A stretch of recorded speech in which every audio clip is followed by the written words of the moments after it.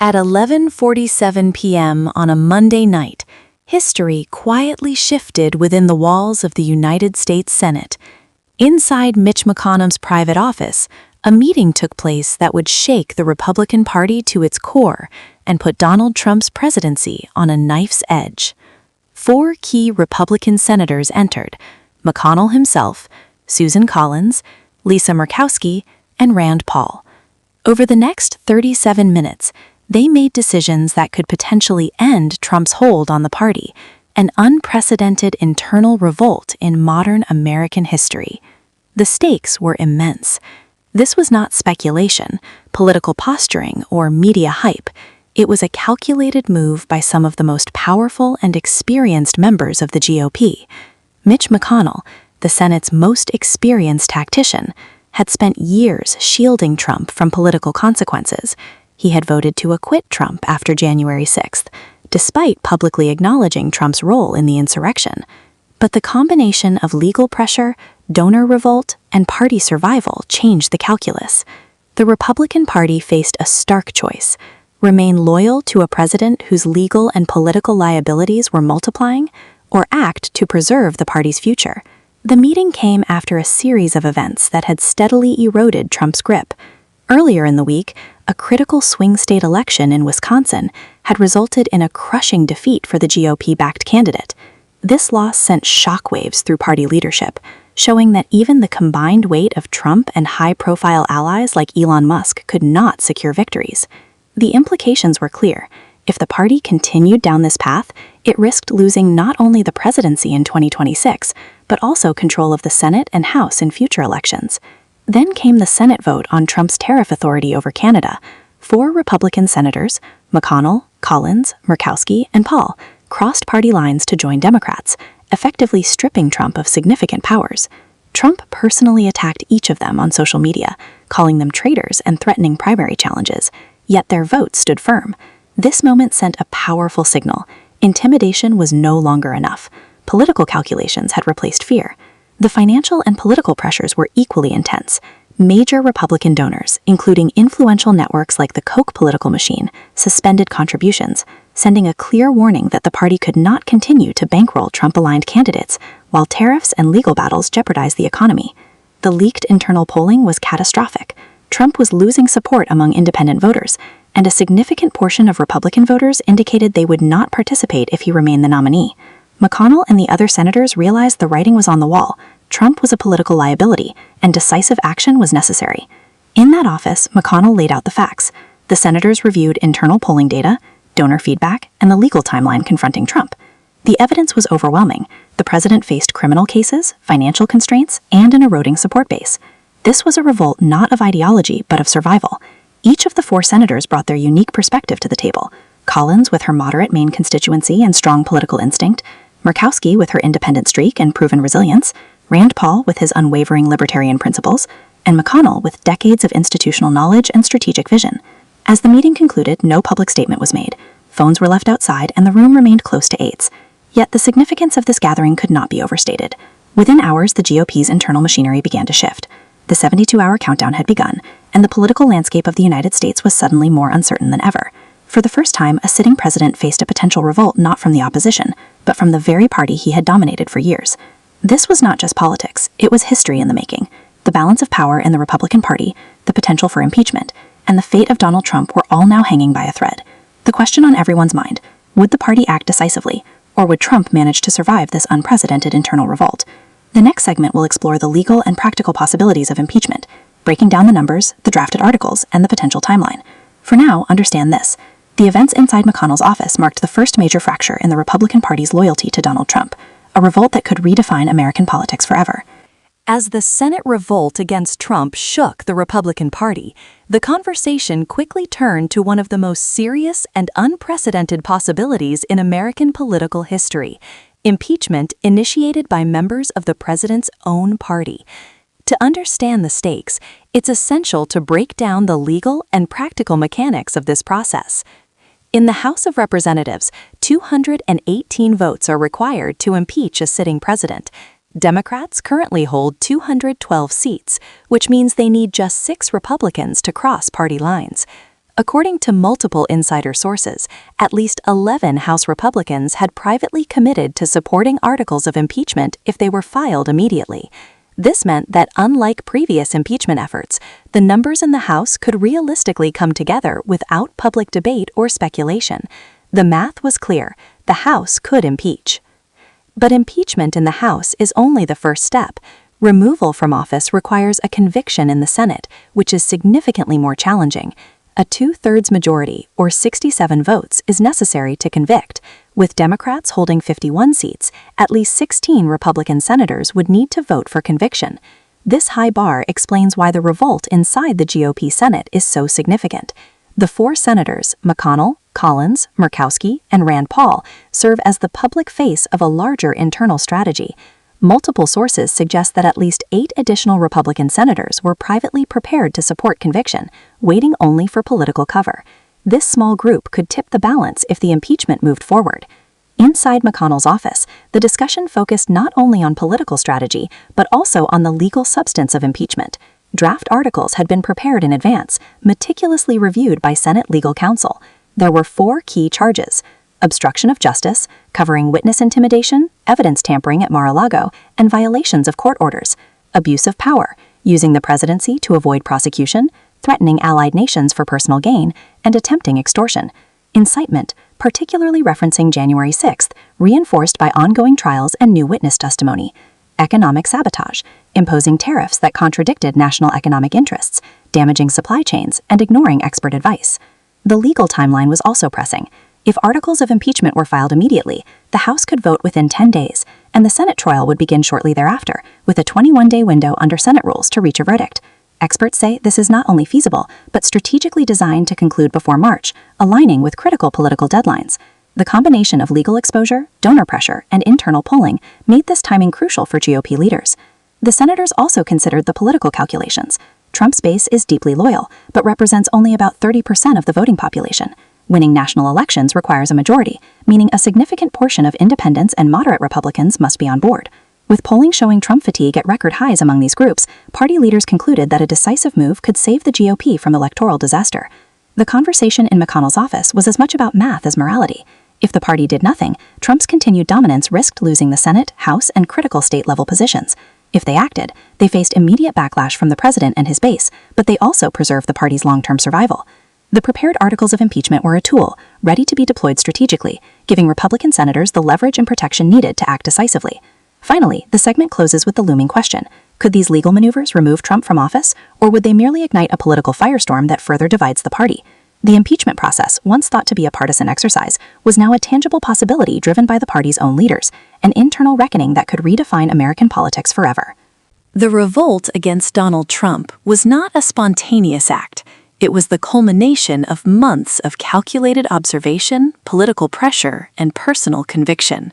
Within the walls of the Senate, the 4 key figures, Mitch McConnell, Susan Collins, Lisa Murkowski, and Rand Paul, represent a cross-section of the party's strategic, moderate, and ideological wings. Each senator brought a unique perspective and reason for breaking from Trump, revealing the complexity of this internal GOP rebellion. Mitch McConnell, the Senate Majority Leader and the most experienced tactician in modern American politics, had long been Trump's shield.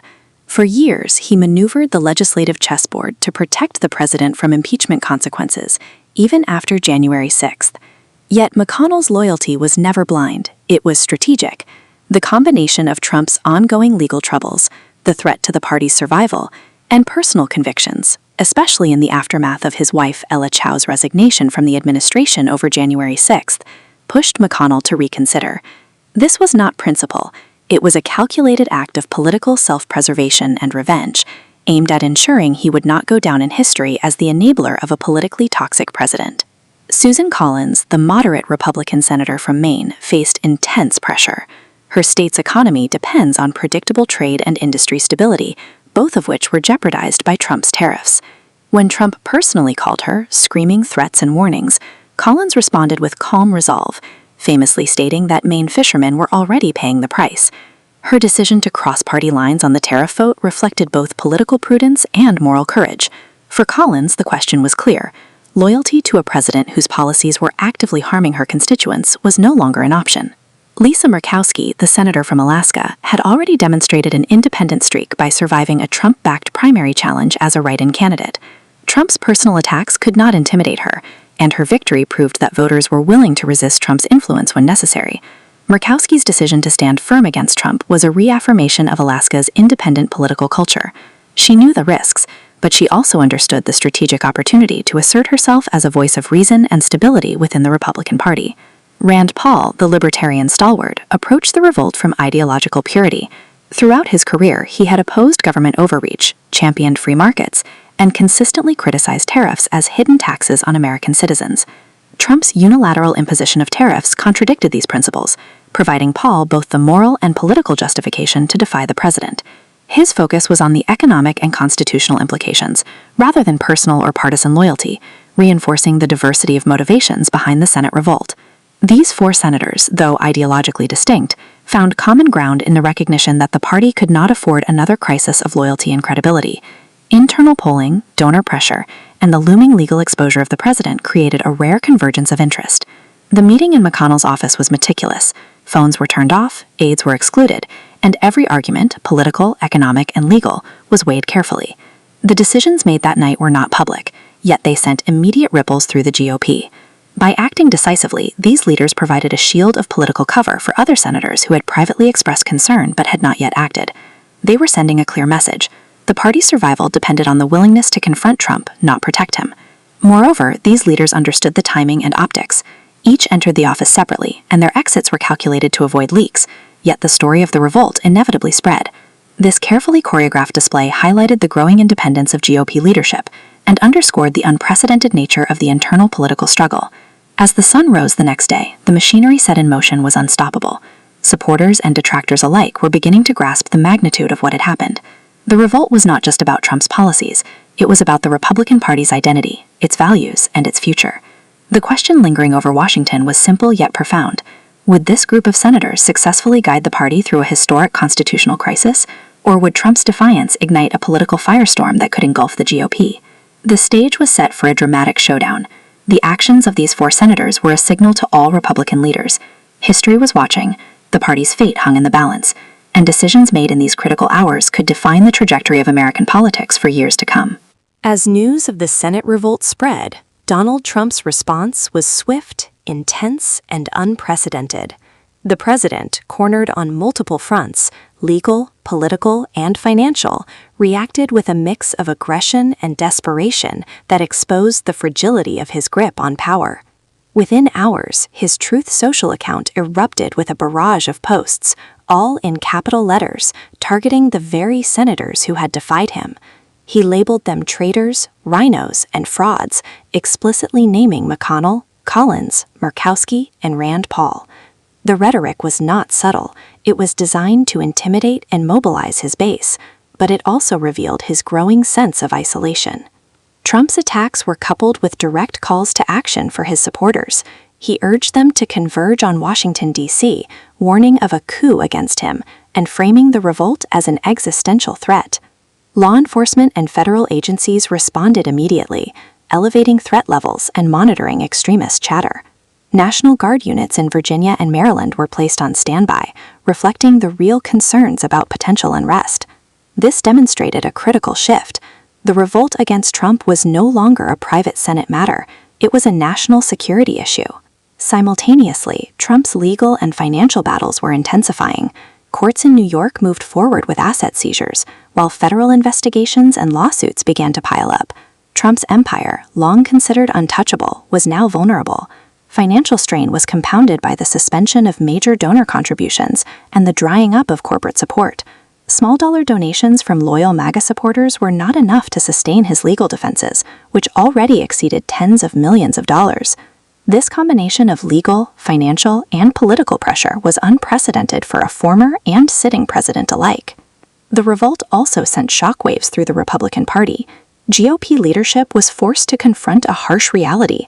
Continuing to shield Trump could jeopardize control of the Senate, House, and key state-level offices in upcoming elections.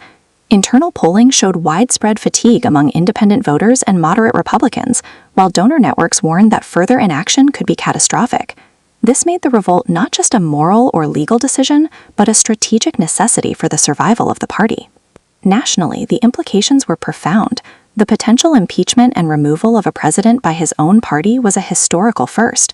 Political analysts warned that this could redefine the American political landscape, setting new precedents for party accountability, executive power, and the role of internal dissent in governance.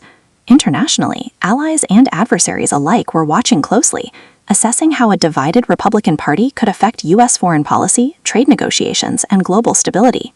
The Senate revolt also sparked intense public debate. Supporters of Trump viewed the actions of McConnell, Collins, Murkowski, and Paul as betrayal. Critics argued that the revolt was a necessary corrective to prevent further damage to the country and the Republican itself. Media coverage intensified, with analysts dissecting every tweet, meeting, and leaked memo. The nation was effectively on edge, caught between the drama of internal party conflict and the very real possibility of constitutional intervention. For Trump, the challenge was clear: mobilize a loyal base, challenge the legal and procedural moves against him, and attempt to regain control of the narrative. For Republican leaders, the priority was survival: protect the party, uphold constitutional responsibilities, and navigate an unprecedented political crisis. The tension between these objectives created a high-stakes environment where every decision could have lasting consequences. As this chapter of American history unfolded, one truth became undeniable: the revolt against Donald Trump was more than a political disagreement. It was a test of institutional resilience, party loyalty, and democratic norms. The coming weeks would reveal whether the United States could navigate this crisis without descending into chaos, and whether the Republican Party could recover from the shockwaves of dissent from within its own ranks. The stage was set, the players were defined, and the consequences were monumental. The question remained: would this revolt lead to accountability, division, or a reshaping of American political power for generations to come? One thing was certain: history was watching, and nothing would be the same again.